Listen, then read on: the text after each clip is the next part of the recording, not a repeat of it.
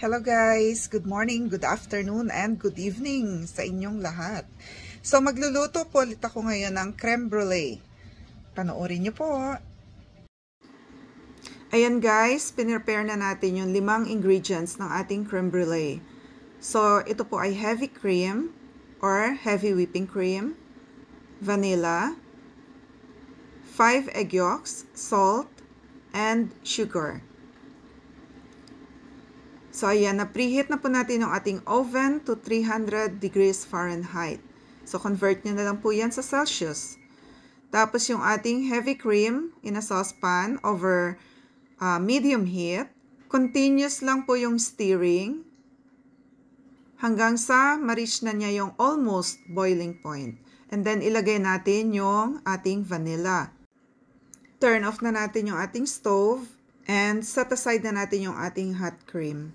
So ngayon, pre-mix ko na po yung ating 5 egg yolks, sugar, and a pinch of salt. Pour natin yung ating hot cream over the egg mixture.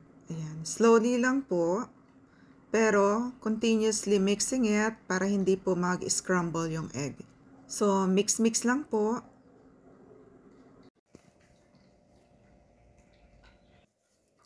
So, strainer po natin yung ating egg mixture with the cream.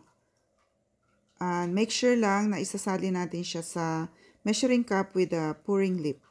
Ayan. So, fine mesh po yung ginamit natin para matanggal lahat ng mga buo-buo sa mixture.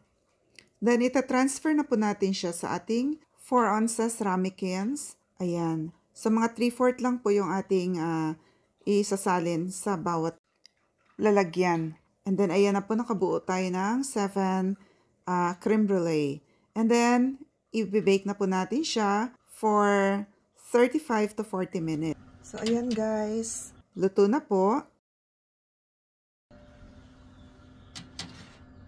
And then, papalamigin na lang natin.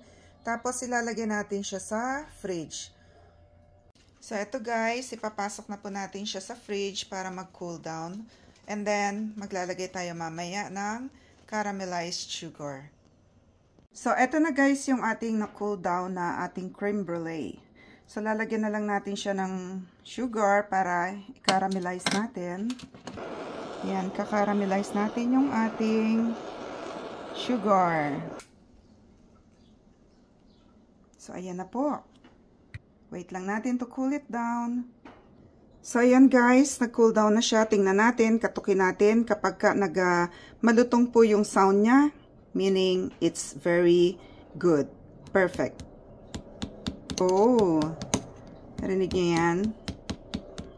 And then, we need to crack it. O, yan. So, manipis lang yung aking sugar na nailagay. Ayan, perfect. Ayan o. So, tikman natin.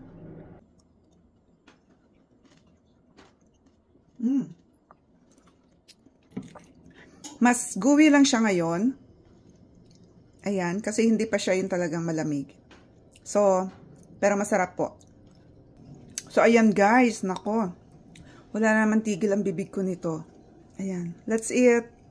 Thank you for watching and please, don't forget to follow, like, and share my video.